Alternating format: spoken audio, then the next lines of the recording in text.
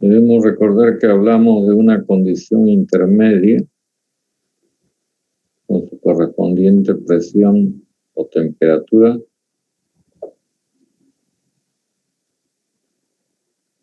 y planteamos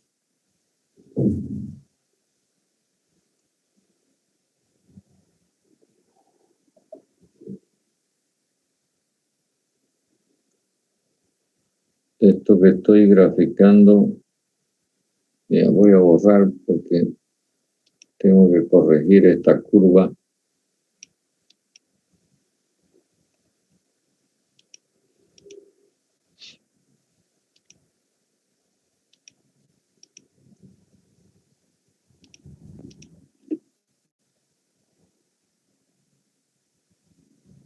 Me voy a levantar un poco más, porque por acá marcamos 6. Me corrigen si no son los números. 7. Creo que así lo dejamos en el gráfico. 8. Esto, 4'. Ya. Lo que acabo de dibujar, ustedes ya saben que no es otra cosa que un ciclo de Rankine con recalentamiento de 2 a 2 doble prima y recalentamiento intermedio de 6 a 7. Y se planteó esto como consecuencia de que el estado de recalentamiento tiene un límite de temperatura. Creo que para el ejercicio lo pusimos alrededor de 400 grados centígrados, ¿verdad?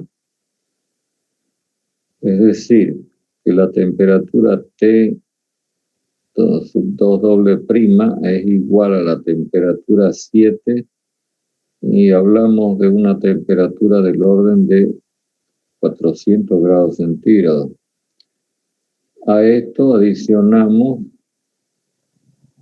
el dato de presión intermedia que dijimos que lo considera en el orden de 6 kilogramos fuerza por centímetro cuadrado. Bueno, quisiera saber si alguien hizo el ejercicio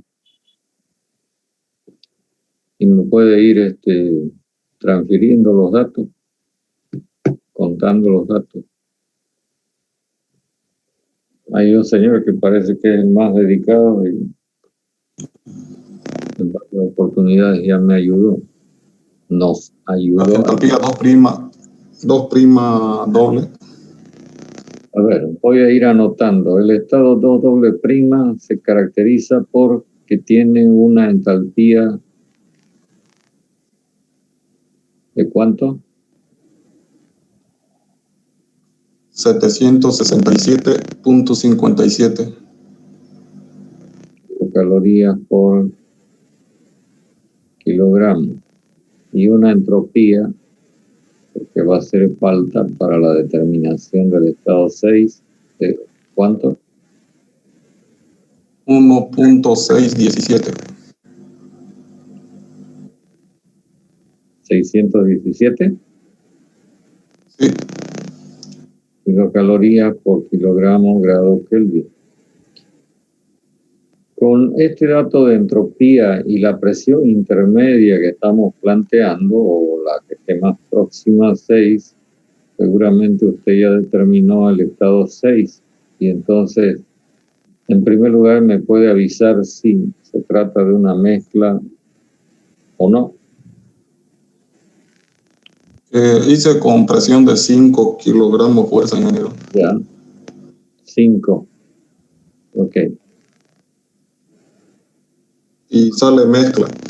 Mezcla. Líquido más vapor. Sí. Entonces, lo primero que me tiene... Sí, ¿Cuánto?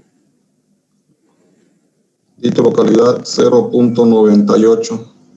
Ya, entonces no hay problema, ¿no es verdad? Porque estamos por encima del 0.9. Eso acarrea que inmediatamente me diga cuánto es la entalpía. 650.26. 650,26 kilocalorías por kilogramo. Ya, el estado 7 queda definido con la temperatura y la presión intermedia, ¿no? Con seguridad debe ser vapor recalentado y vapor recalentado, y entonces me dice ¿cuánto es la entalpía? 781.45 kilocalorías por kilogramo. Y finalmente el estado 8, porque todo lo demás va a ser igual que en el caso anterior,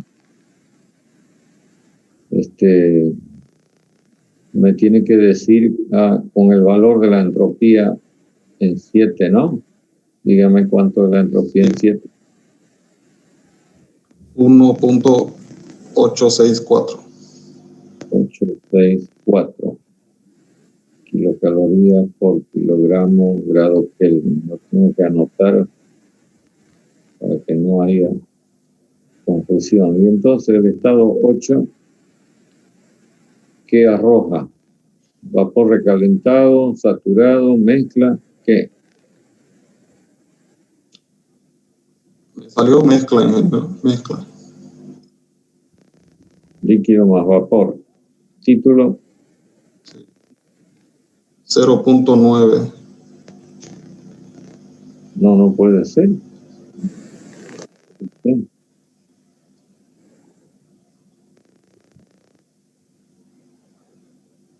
¿Seguro?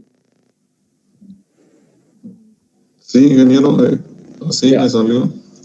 Bueno, vamos a aceptar el 0.9. De todas maneras, yo no le puedo decir que está mal, pero tampoco lo puedo certificar como bien, ¿no? Porque no ha hecho las cuentas, pero ya, con 0.9 pasa para lo que estamos pretendiendo controlar, que era el título, ¿no? Que no sea menor que 0.9. Ya. Y entonces la entalpía 8, ¿cuánto resulta? Entalpía 8, 554.65. Ok. Entonces tenemos toda la información necesaria para que podamos volver a repetir las cuentas. Si quieren, comenzamos por el cálculo de la cantidad de calor, que es igual a la cantidad de calor de la caldera más la cantidad de calor suministrada en el recalentador más la cantidad de calor suministrada en el recalentador intermedio.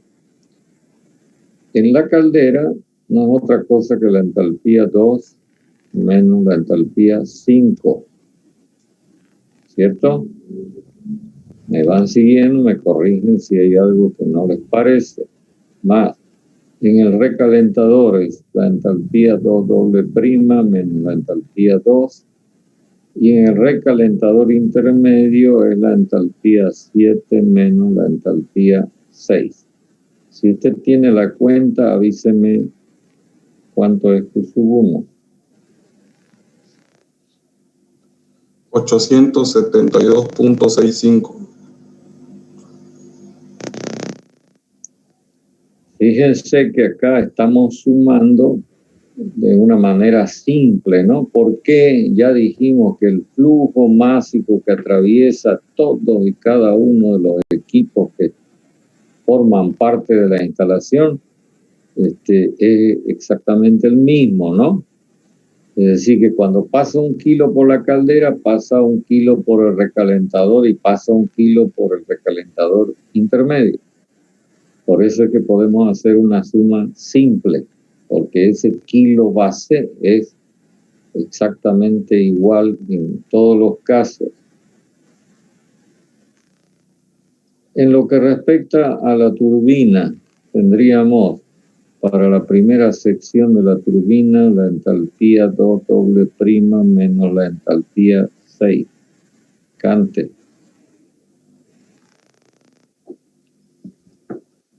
117.31. 31 kilocalorías por kilogramo. Y para la segunda sección de la turbina, cuando ya se alimenta 7, para que se expanda hasta 8, entonces tendríamos esto. ¿Cuánto? 226.8. Si quieren, hacemos un total acá para que lo podamos contrastar con el caso anterior. ¿Cuánto suma? La suma es 344.11.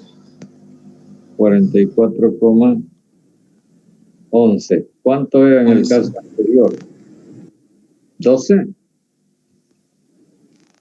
¿11 o 12? La turbina. 11, ¿está bien? Ya. ¿Cuánto era el trabajo total de la turbina en el caso anterior? ¿Lo tiene por ahí registrado? Sí, 411.61. ¿El trabajo de la turbina? Ya. Pero eso era con una temperatura que estaba en el orden de calentamiento por acá, en una temperatura del orden la temperatura mayor. 700 grados, creo, ¿no? 749. 749 grados centígrados. Fíjense que prácticamente la temperatura se ha reducido a la mitad. Por eso es que ahí tenemos que encontrar la explicación de por qué el trabajo total de la turbina, digamos, es relativamente menor, ¿no? El trabajo de la bomba ya lo tenemos, menos 0,9 creo que era, de 4 primas. Menos 0,952. 52 kilocalorías por kilogramo. Y entonces inmediatamente podemos hacer el cálculo del rendimiento haciendo esta operación. 344,11 menos 0,952 dividido por 872,65. Y probablemente este rendimiento sea menor que el del caso anterior, pero ya sabemos cuál es el motivo. ¿Cuánto da? 0.39. ¿Y cuánto era antes? Más de 40, ¿no? Era 43. 43%. Bueno, si usted quiere hacer un contraste, digamos, con una situación controlada como es ahora, con límite de temperatura, entonces tendría que volver a repetir el cálculo y le voy a mostrar qué es lo que tendría que hacer. Es decir, construir un ciclo de Rankine alimentando la turbina con 2 doble prima y dejando que se expanda hasta este estado que no sé cómo quiere llamarlo. 3 azul. ¿Ok? Entonces, este ciclo 1, 2, 2 doble prima, 3, 4 prima, 5, lo recalcula y entonces sí lo puede contrastar con este porque ambos ciclos están respetando el límite de temperatura. ¿Entienden lo que digo, no? Eso a modo de ejercicio. Y con seguridad que el rendimiento que hemos calculado de 39% va a ser mayor que este nuevo cálculo. Es cuestión de que se entretenga un rato. De esta manera también se pasa.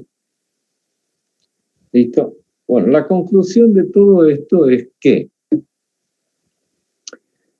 el recalentamiento, que fue lo que motivó toda esta historia, permite corregir esa problemática de formación del líquido durante la expansión en la turbina, pero además y sobre todo permite mejorar el rendimiento de la instalación. Entonces inmediatamente a usted podría ocurrírsele la idea de ¿por qué no hacemos más etapas con recalentamiento intermedio, ¿no? Que sería, desde el punto de vista termodinámico, totalmente factible. Fíjese que en la parte de arriba del ciclo, hacia la derecha, se forma una suerte de diente de sierra, así, ¿no? Entonces, con más recalentamiento, lo que estaría ocurriendo es que usted a esta sierra le va estableciendo más puntas. Es decir, que usted desplaza el valor promedio de la temperatura que podría estar por acá hacia más arriba, lo que va a provocar una mejora con certeza del rendimiento de la instalación. La contrapartida de esto es que cada vez que usted añade equipamiento está aumentando el costo de la inversión, y entonces puede ser que llegue un momento en que ya la mejoría que usted tiene en rendimiento no compense el mayor costo de inversión. ¿Me comprenden lo que estoy diciendo? Sí, ingeniero.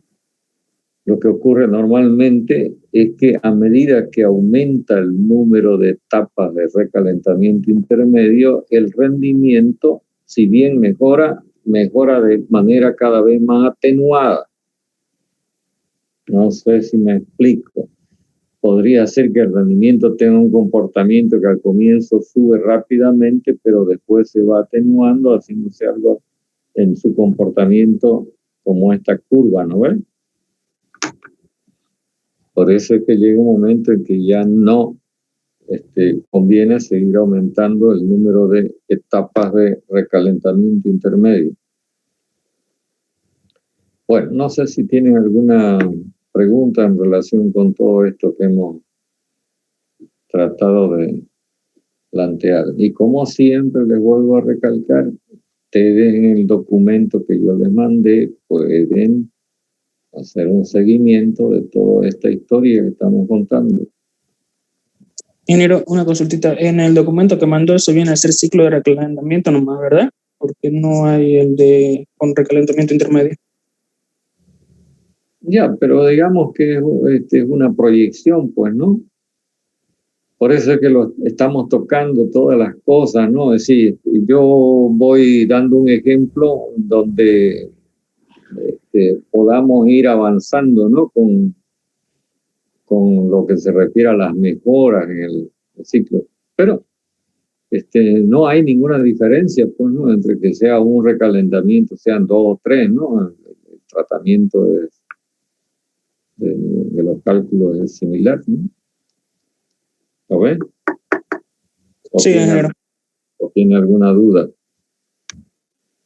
Bueno, lo que yo intento es que trabajemos algo que sea relativamente práctico, pues, ¿no? Que no simplemente les cuente historias sin cuentas, ¿no? Bueno, quisiera saber si tienen alguna otra pregunta, comentario. Ingeniero, ¿se podría aumentar la presión para mejorar o cómo podría? Básicamente la temperatura, pero un aumento de temperatura implica pues un aumento de presión, ¿no? Es decir, podría ser algo, lo que usted está planteando, que este valor de presión P1 sea mayor, por supuesto, pero eso implica mayor temperatura también, ¿no? Ahora, no hay que descuidar también que el equipamiento tiene que estar construido para resistir esas presiones. ¿Cuánto es la presión P1? Para que repasemos y nos ubiquemos. P1 es 40.58. 40,58 veces la presión atmosférica. ¿Le parece poco? ¿O qué le parece? Lo que estaba preguntando de la presión intermedia. Ah, ya. En realidad, habría que investigar cuál es la presión intermedia óptima.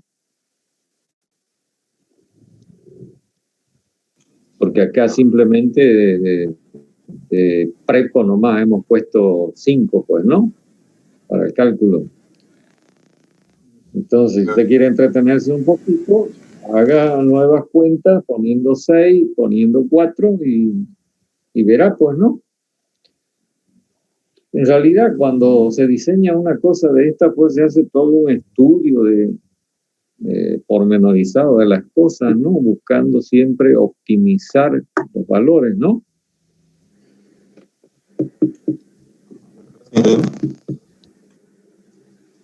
Fíjese que acá, simplemente por mencionarlo, ¿ve lo que estoy marcando?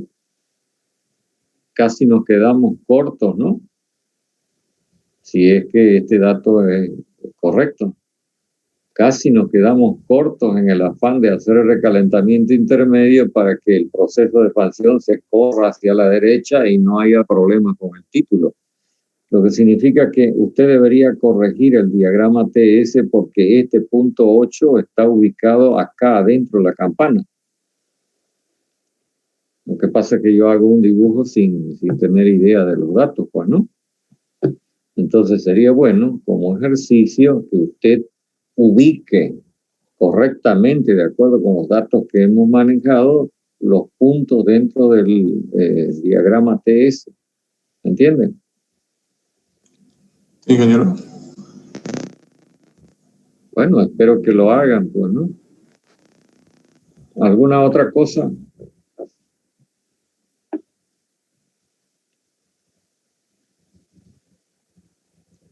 Ya, quisiera plantear el siguiente asunto. Entonces voy a borrar todo lo que está en la pizarra. Y voy a volver a repetir una historia ya contada.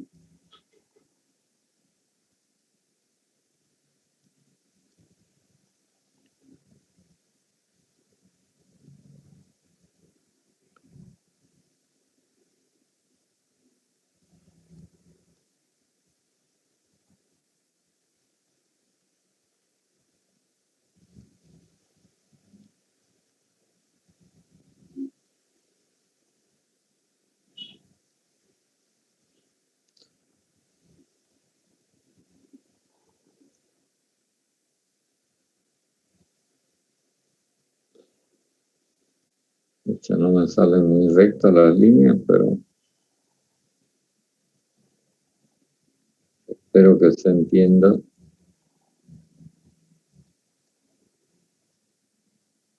lo que estoy haciendo. ¿Qué acabo de dibujar en el diagrama TS? Como que volvamos atrás.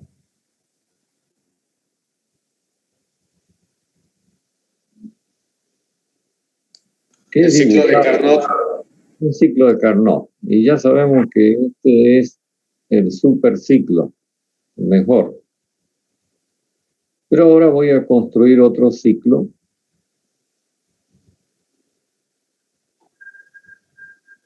Mejor lo hacemos con otro color, para que usted lo note.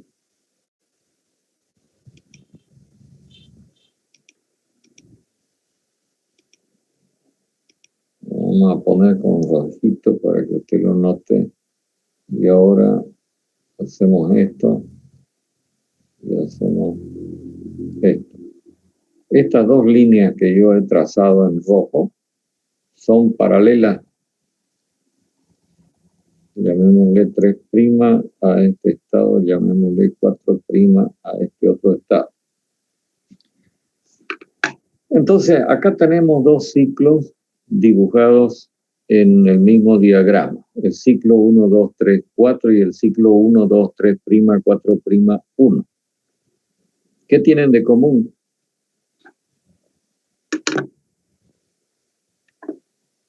¿Qué tienen de común? Que están dentro de la campana. Sí. Bueno, cierto, pero más en el sentido del ciclo, es decir, ¿Qué cosas de los dos ciclos están superpuestas? Y es como que se tenga lo mismo en un ciclo que en el otro. ¿El mismo trabajo neto? No. Primero, Temperatura. los gráficos. Ve el proceso 1-2. Es el mismo, ¿no? En ambos ciclos. ¿Sí o no? Sí, ingeniero. Sí. Entonces, ¿y qué traduce el proceso 1-2?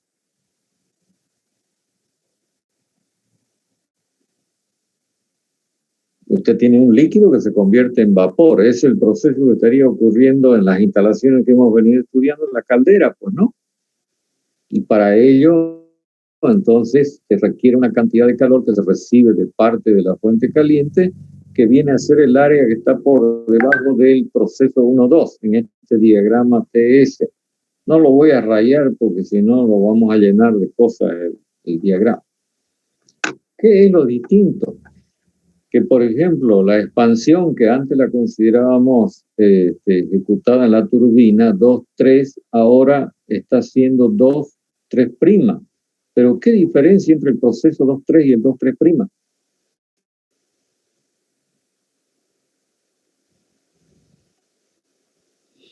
El proceso 2-3 es un proceso isentrópico, ¿lo ven?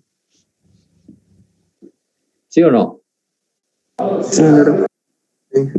Y el proceso 2-3' ya no es isentrópico porque la entropía 3' es menor que la entropía 3. ¿Lo ves? Entonces yo puedo identificar por acá, y ahora sí lo voy a rayar, esto que estoy sombreando, ¿qué representa?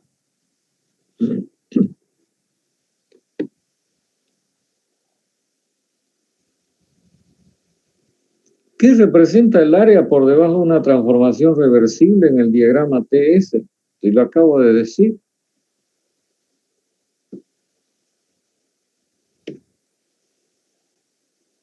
Una cantidad de calor. Cantidad de calor, 2-3'. Llamémosle Q2-3'. ¿Qué signo tiene? Negativo. Negativo. Quiere decir que además de expandirse el fluido a partir del estado 2, además de expandirse intercambiando trabajo mecánico, como ocurría antes, también está intercambiando simultáneamente esta cantidad de calor Q sub 2-3', ¿cierto? Ahora mire acá. ¿Qué tenemos? Otra vez, el proceso 4.1, que es isoentrópico, versus el proceso 4'1, que ya no es isoentrópico. ¿Y qué representa el área que está por debajo del proceso 4'1? Una cierta cantidad de calor, 4'1, ¿qué signo tiene? Positivo. Positivo. Y un detalle que es resultado de la construcción gráfica que hemos hecho, es decir, recordamos que la línea 2-3' es paralela a la línea 4'1, es que esta cantidad y esta cantidad en términos absolutos son iguales. ¿Lo ve o no lo ve?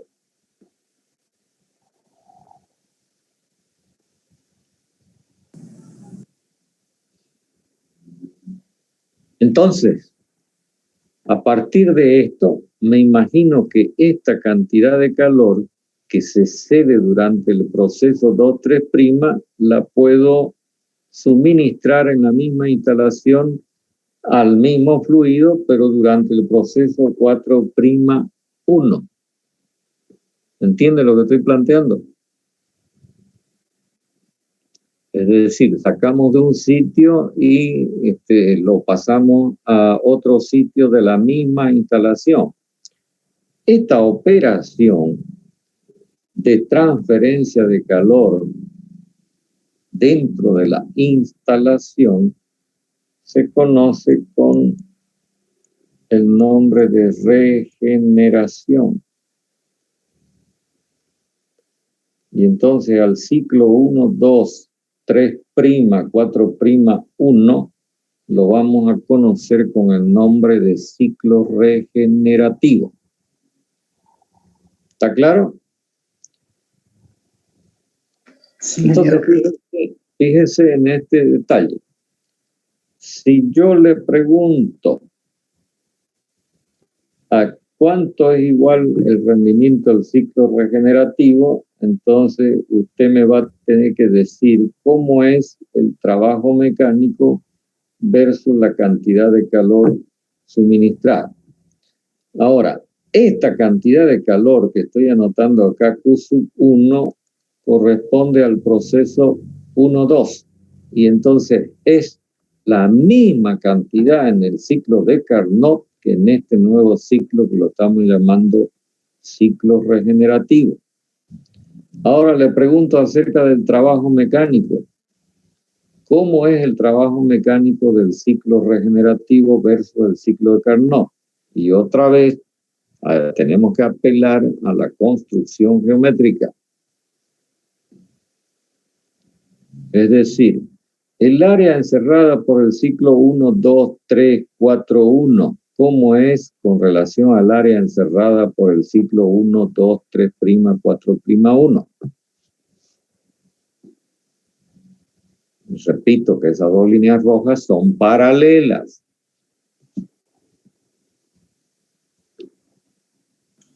La misma. Igual. La misma área. El mismo valor, W. Por lo tanto, el rendimiento del ciclo regenerativo resultaría exactamente igual que el rendimiento del ciclo de Carnot. Pero sigue siendo el ciclo Carnot el mejor, ¿no? Porque si hay otros, apenas van a llegar a su valor, pero ninguno lo va a superar. Bueno, entonces lo que estamos planteando acá es el concepto de regeneración como algo que puede dar tan buenos resultados que los que se consiguen en el ciclo de Carnot.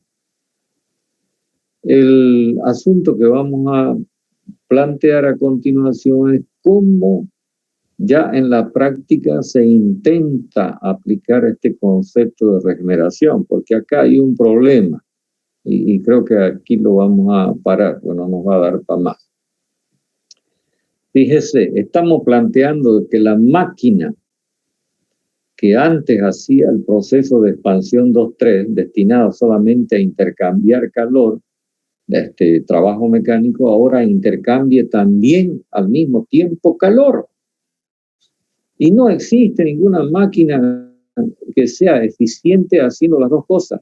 Es decir, no podemos pretender que una turbina, donde ocurre el proceso 2-3, actúe como un intercambiador de calor. Puede haber intercambio de calor, pero no lo va a hacer de manera eficiente. Por el otro lado, el proceso 4-1 ocurriendo en la bomba. Entonces ahora con 4'1 pretendemos que la bomba, además de recibir trabajo mecánico, también reciba calor, actuando como intercambiador de calor. Otra vez, el asunto es similar que en el caso de la turbina. Entonces, ¿cómo llevamos a la práctica si esto no es posible en estos términos? Exactamente. Bueno, lo que se hace es añadir en la instalación un dispositivo intercambiador de calor que permita que esta corriente 2-3 transfiera calor pasando por este intercambiador a la corriente 4-1, dando lugar a que se ejecute algo parecido a lo que en teoría es un ciclo regenerativo. Y voy a concluir con lo siguiente. Estos intercambiadores de calor, que son dispositivos que permiten que dos fluidos, uno caliente y otro frío, intercambien de calor, los vamos a encontrar en dos versiones. Un tipo de intercambiador de calor que se llama de contacto directo y otro que se conoce con el nombre de intercambiador de calor de pared. Las dos versiones las vamos a analizar como parte de la actividad de esta materia. Mientras tanto, yo les recomiendo que usted vaya buscando información sobre esto que estoy mencionando de los intercambiadores de calor. ¿De acuerdo? Y entonces el próximo día martes, ya con más conocimiento de causa, podemos tratar este tipo de instalaciones. ¿De acuerdo? Ingeniero. Ingeniero. Ahí.